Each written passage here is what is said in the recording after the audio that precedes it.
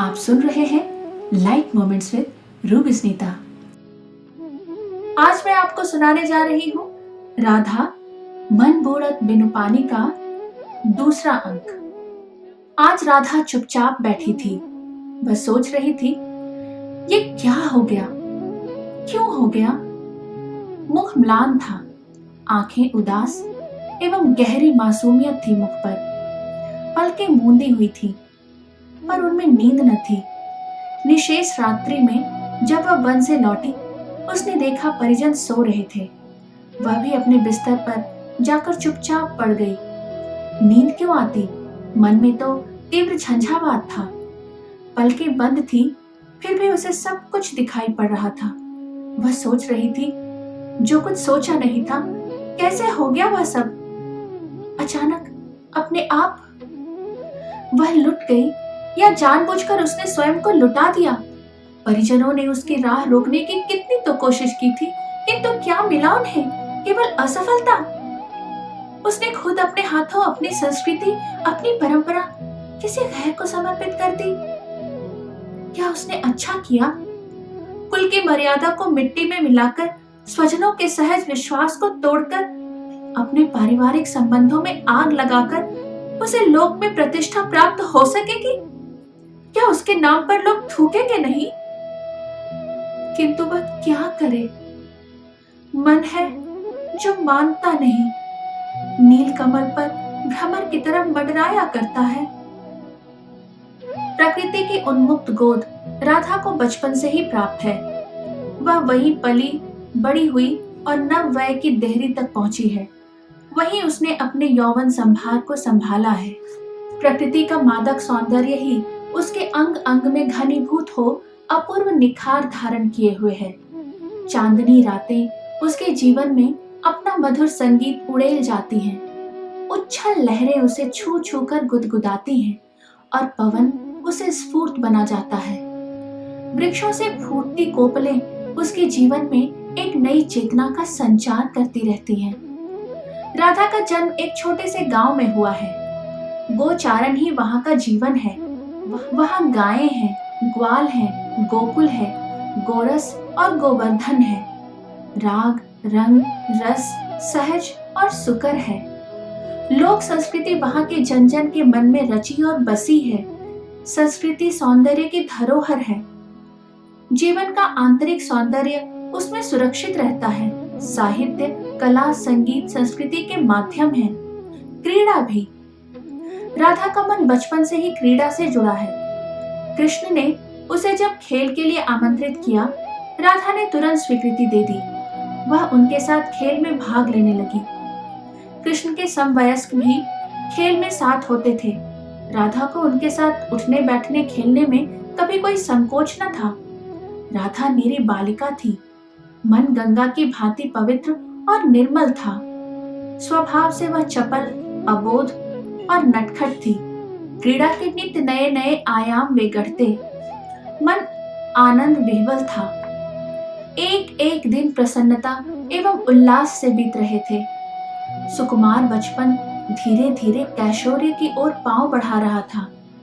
संगीत और सौंदर्य दोनों मिलकर मन में एक अजीब सी मिठास घोल रहे थे।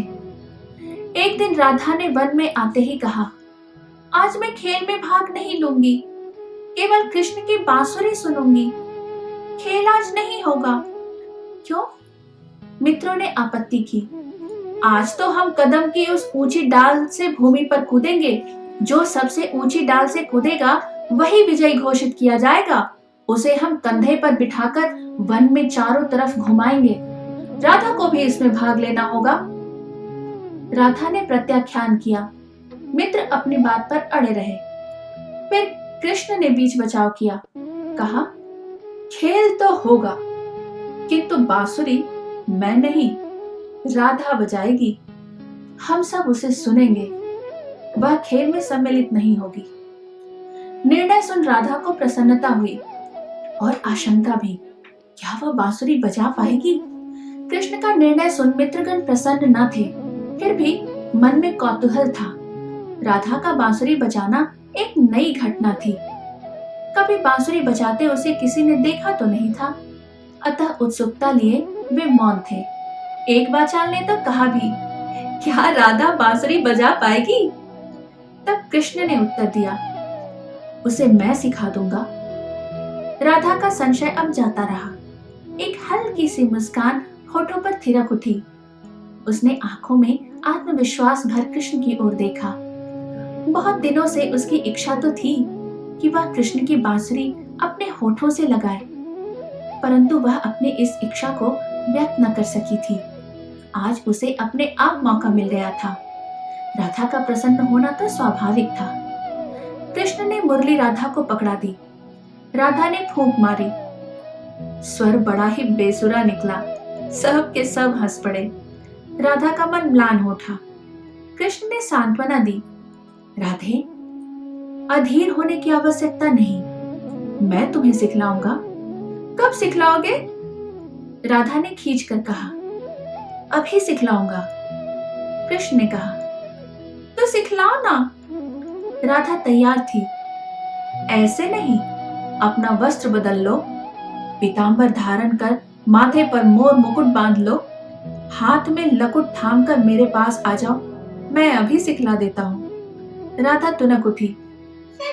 ऐसा कदापि नहीं हो सकता।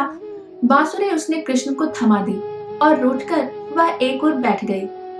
मित्रगण इस नोक झोंक का आनंद लेते रहे।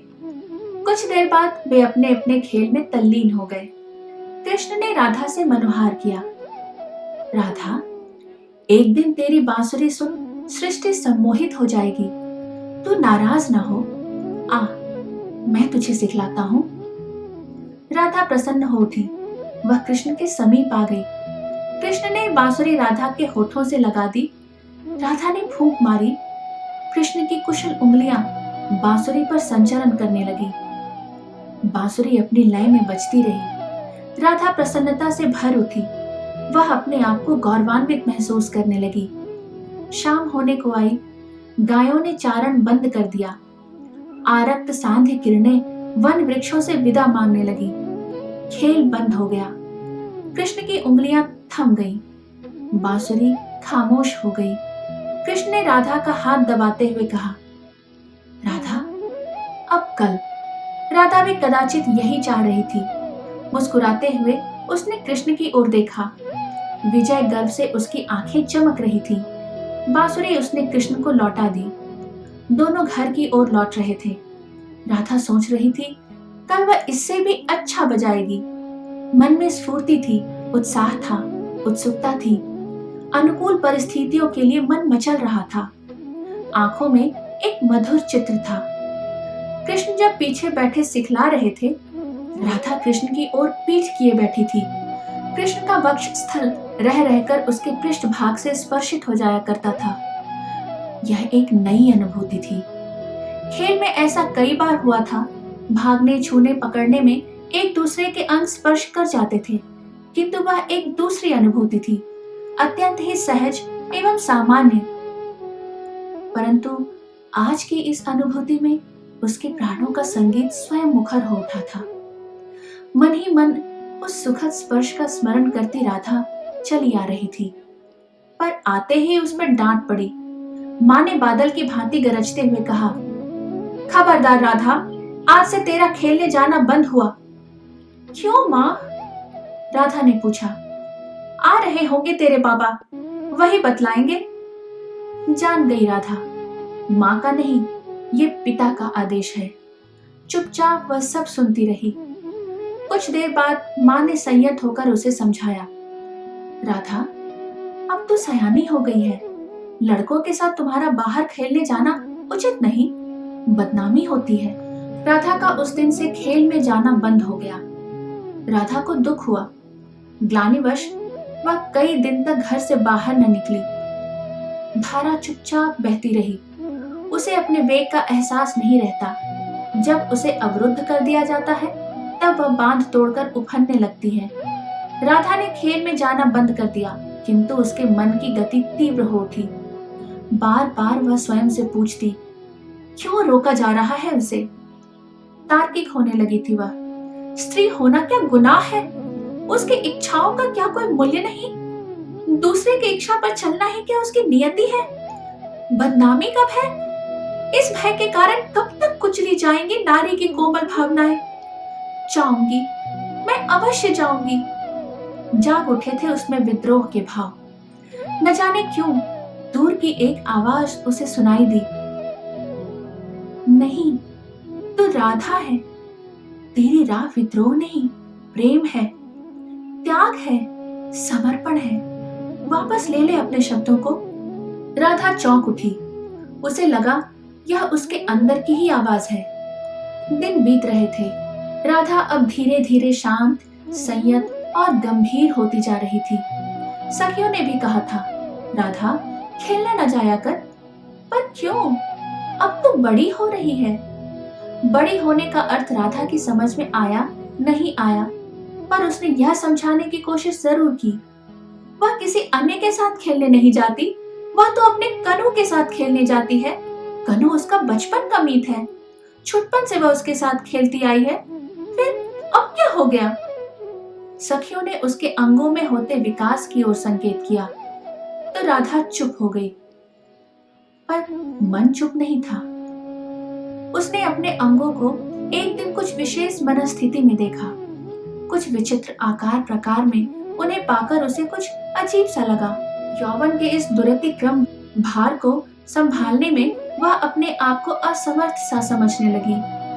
अत्यंत ही निर्जन में उसने अपने दोनों सुकुमार पयोधरों को देखा। उनके उभार को देख वह कौतूहल से विस्मित एवं चकित हो उठी। बाल सुलभ चेष्टाओं ने उसे उत्कंठित बना डाला। छोटे बड़े अनमेल अपने उरोजों को देख वह स्वयं हंस पड़ी। जाने क्या क्या मन में आया। देर तक वह उसी प्रकार हंसती रही। सहसा अपने कृत्य पर वह लज्जित हो उठी। तुरंत उसने उन पर आंचल डाल दिया।